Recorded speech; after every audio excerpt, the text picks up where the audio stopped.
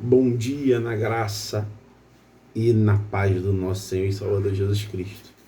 Estamos hoje no segundo dia do nosso devocional, que nós vamos estar falando sobre semente, sobre terreno, né? Qual é a semente que eu tenho representado? Ontem nós falamos sobre uma das sementes, que é as que ficaram pelo chão e as aves vieram e pegaram. Hoje nós falaremos sobre uma segunda, né? Ou até mesmo sobre o terreno que essa semente caiu, que essa semente está. Lá em Mateus capítulo 13, verso 4 em diante diz: parte dela caiu à beira do caminho, e as aves vieram e comeram. Essa nós falamos ontem. Versículo 5 fala: parte dela caiu em terreno pedregoso, onde não havia muita terra, e logo brotou, porque a terra não era profunda. Mas quando saiu o sol, as plantas se queimaram e secaram, porque não tinham raízes. Essa palavra, versículo 5 e 6, é onde nós vamos focar hoje, né? E hoje não sendo como semente, mas como o terreno, como é o terreno, como está sendo o terreno preparado para receber a semente que vem de Deus, né? Como nós podemos observar, Jesus falou assim para os seus discípulos: ficai em Jerusalém, até que do alto sejais revestidos de poder. Então, quer dizer, até que do alto receba o Espírito Santo. Em Atos 2:1, eles receberam o Espírito Santo, mas era necessário que o coração deles, a boa terra do coração deles, estivesse preparado para receber aquela semente do Espírito Santo. Você vê que não existe como o Espírito Santo habitar num coração que ele não está bom ou preparado para receber isso. É um coração cheio de amargura, é um coração triste, é um coração cheio de ódio. Entenda que o Espírito Santo ele não consegue compactuar com erro ou compactuar com coisa ruim. A Bíblia fala que o Espírito Santo ele é manso como a pomba e prudente como a serpente. Você vê que a pomba, se você bater o pé perto dela, o que ela faz? Ela sai voando. Ela não vai te encarar, ela sai fora. É necessário que nós estejamos com o coração preparado para receber mais e mais do Espírito Santo. O escritor aos Hebreus, capítulo 12, verso 15, ele diz o seguinte, ó: tendo cuidado que ninguém se prive da graça de Deus, e de que nenhuma raiz de amargura brotando vos perturbe, e por ela muitos se contaminem. Você vê? Ele fala assim, ó, tenha cuidado para que não se prive da graça de Deus. Quem nos priva da graça de Deus somos nós mesmos. Quando nós deixamos essa raiz de amargura entrar no nosso coração, essa raiz de perturbação externa entrar no nosso coração, quando contamina o nosso coração, quando contamina a nossa vida, o Espírito Santo ele não tem como agir. Então é necessário que nós termos cuidado. Olha o que o escritor fala: tendo cuidado. Eu preciso ter cuidado. Eu preciso blindar o que entra nos meus ouvidos, o que entra no meu coração. Porque você vê que não tem como o Espírito Santo habitar num coração que não está preparado, que ainda precisa ser curado. Tem muitos irmãos e irmãs que precisam ser curados. Precisam ser curados de algo que alguém fez contra ela, sabe? Precisam ser curados de sentimentos ruins que trazem de muitos anos atrás. Talvez de algo que aconteceu ainda lá na infância. Precisam ser curados de que aconteceu dentro de um relacionamento, dentro da casa dos seus pais, da casa dos seus irmãos. Precisam ser curados de relacionamentos frustrados. Precisam ser curados de sentimentos ruins, né? Quando as pessoas guardam rancor, quando as pessoas guardam tristeza, ódio, e às vezes nem sabe, tá tão lá no fundo, já virou tão uma árvore, tão bem enraizada dentro do nosso coração, que a gente passa batido, despercebido, já está acostumado com aquilo. Mas a pessoa não consegue sentir a verdadeira graça de Deus. Por quê? Porque esse terreno é um terreno pedregoso. Um terreno, como diz aqui no versículo 5, parte caiu em terreno pedregoso, onde não havia muita terra, né? Então não tinha como aprofundar a raiz. A terra era superficial, era uma camada fina. Logo a raiz germinou, criou, mas não tinha... Logo a semente germinou, brotou, mas não tinha raiz profunda. E quando veio o sol, queimou o fruto, ou queimou essa árvore. As plantas se queimaram e se secaram. Por quê? Porque ela não tinha raiz, era superficial. Não tem como nós sermos superficiais. Nós precisamos criar raízes espirituais. Nós precisamos ter mais contato, intimidade com o Espírito Santo. Nós precisamos ter mais intimidade com Deus. Você vê que quando nosso coração ele está cheio de coisa ruim, quando nosso coração está em pecado, ou quando nosso coração está com sentimento de culpa, isso tudo nos separa da graça de Deus. Se nós lermos lá em Gênesis capítulo 3, verso 8, nós vamos ver que Adão e Eva, depois de ter descoberto que comeram o fruto, e eles viram que eles estavam nus, quando Deus chega no Éden para visitá-los, para conversar com eles, como Deus fazia todo dia de tarde, eles se escondem. Por quê? Escrito assim, ó, e ouviram a voz do Senhor Deus, que passeava no jardim pela viração do dia. E esconderam-se Adão e sua mulher da presença do Senhor Deus entre as árvores do jardim. Você vê que a culpa agora, né, eles comeram fruto, eles desobedeceram e eles descobriram que eles estavam nus. E isso fez com que o coração deles não se sentissem bem em estar na presença de Deus, e eles esconderam-se. Eles esconderam-se da graça, né? Foi o que o escritor aos Hebreus falou assim, ó, tendo, pois, cuidado de não se excluir da graça. Adão e Eva estavam se excluindo da graça, de estar próximo de Deus ali no Éden. Por quê? Porque agora o coração deles não estava mais puro. Não estava mais como deveria continuar. Você vê que Jesus falou assim, ó, deixai por vir a mim os pequeninos, porque são iguais a eles o reino dos céus.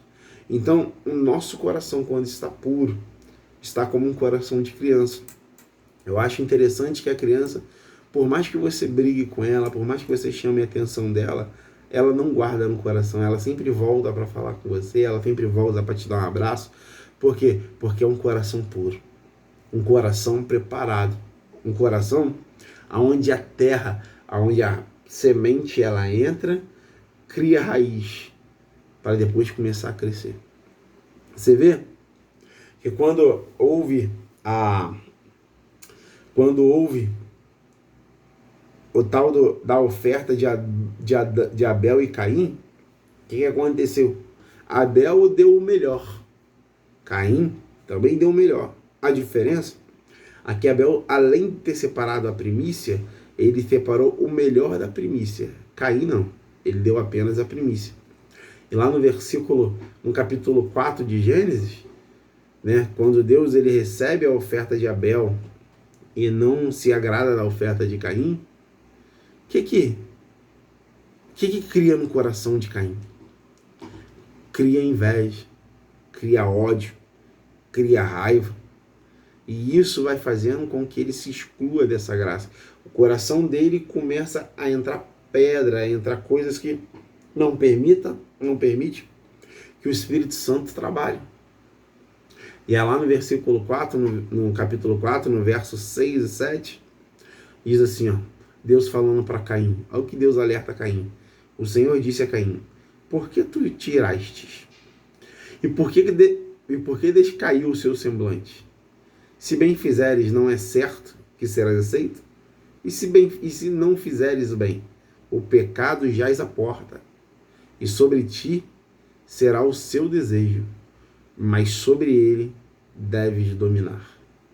Você vê Deus falando para ele, olha Caim, tá aí na porta, o pecado tá querendo matar você, é o seu desejo, mas cabe a você dominar esse pecado. Cabe a você não permitir que entre no seu coração. Cabe a você tomar a decisão correta e estar vinculado à graça de Deus. Porque quando o nosso coração, a gente abre a porta, quando a gente permite viver uma vida em pecado, o Espírito Santo não consegue habitar ali, o Espírito Santo não consegue ter espaço para estar ali. Então hoje, é necessário que o meu coração, é necessário que o seu coração esteja livre das amarras do pecado, livre do passado, livre de tudo aquilo que tem nos excluído da graça de Deus. Aquela semente do Espírito Santo, ela precisa germinar, ela precisa criar raiz, ela precisa crescer, ela precisa se tornar uma árvore no nosso coração. E aí sim, ela vai criar folhas, vai criar galhos, vai criar frutos. E esses frutos vão servir para quê? Para alimentar alguém que está precisando ser alimentado, e para gerar outras árvores quando ele cai no chão. Ele também entra nessa terra. Então, não permita que nenhum sentimento ruim permaneça dentro do seu coração. Judas, quando ele traiu Jesus, nós vemos isso no capítulo 27 de Mateus, Judas, ele traiu Jesus. E depois ele vê a besteira que ele fez, ou ele se arrepende, ou ele cria um remorso do que ele fez, e ele não vai buscar perdão em Deus. Ele vai buscar o suicídio. Por quê? Porque o coração dele está cheio de sentimentos ruins por ele mesmo, de culpa, de remorso. Então ele está se sentindo o pior dos homens. Então ele não busca perdão, ele busca se livrar desse fardo que está no coração dele. Mateus capítulo 27, do 3 ao 5, diz assim: Então Judas, o que traíra, vendo que fora condenado, trouxe arrependido as 30 moedas de prata aos principais sacerdotes e aos anciões, dizendo: Pequei, traindo o sangue inocente. Eles, porém, disseram: O que nos importa? Isso é contigo. E ele, atirando para o templo as moedas de prata, retirou-se e foi enforcar-se. E tendo deliberado em conselho, compraram com elas o campo de um oleiro para a sepultura dos estrangeiros. Você vê, a culpa de Judas fez com que ele não tivesse arrependimento, ou ido buscar o arrependimento, ou ido buscar o perdão em Deus. A culpa de Judas, o fardo dele, fez com que ele acabasse com a vida dele. Quando o nosso coração ele não está preparado para a semente do Espírito Santo, quando nós não excluímos, quando nós não nos separamos do pecado, né? Quando nós não resistimos ao diabo, o diabo ele vai acumulando coisas em nosso coração para que nós venhamos nos afastar dessa graça de Deus, né? O diabo ele não tem interesse de tirar da igreja, o diabo tem interesse de afastar da graça de Deus, afastar da presença de Deus. Ele tem feito isso muito nos dias de hoje. Então, quero pedir aos irmãos que coloquem essa palavra no seu coração. Permita que hoje Deus ele venha limpar o seu coração, para que venha brilhar a luz do Espírito Santo. Limpar esse altar que é o seu coração. Eu lembro na história de Elias, quando ele foi confrontar com os profetas de Baal, a primeira coisa que ele faz antes de clamar para que o fogo descesse do céu, ele cuida do altar, ele repara o altar, ele pega 12 pedras, ajeita o altar, depois ele taca água para limpar o altar, e somente depois do altar reparado e do altar limpo que ele pede para o fogo do céu descer. Sabe? Então, não adianta você ficar pedindo para o Espírito Santo vir. Não adianta você ficar pedindo para Deus se manifestar a graça dele na sua vida. Não adianta, enquanto você não tiver curado,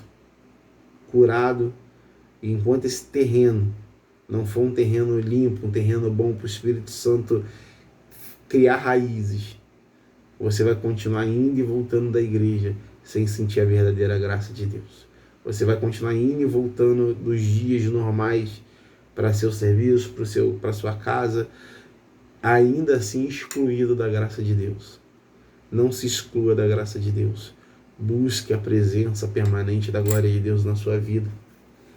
Aproveite essa sexta-feira, dia 29 de abril, e faça uma oração a Deus pedindo a Ele para que Ele te auxilie a se libertar de você mesmo, se libertar desses sentimentos, se libertar desse tempo que você tem vivido. Sabe, Deus, quanto tempo que você tem vivido isso? Quanto tempo a sua mente não está presa em alguma coisa que hoje você tem sofrido e não consegue sentir a verdadeira graça de Deus na sua vida? Não consegue sentir. Sente arrepio, sente o que você acha que é até a presença de Deus, mas ainda não é. Para que você sinta a plena presença de Deus, a glória de Deus na sua vida, é necessário você estar curado disso. Então, que Deus venha te curar nessa noite, ou nessa manhã. Que Deus venha nos curar. Que Deus venha manifestar a glória dele na nossa vida, através de cura. Não cura física, mas cura sentimental, cura espiritual, para que nós não venhamos estar excluídos da graça de Deus e para que o nosso coração venha estar apto para receber a semente do Espírito Santo e ela germinar, crescer, virar árvore, gerar frutos e alimentar alguém que está precisando ser alimentado. Deus te abençoe, Deus nos abençoe, que a graça do Senhor venha estar sobre a nossa vida e que nós venhamos alcançar o maior benefício, que seja a salvação de Deus. Amém? Tenham todos um bom dia na graça e na paz do Senhor, em nome de Jesus.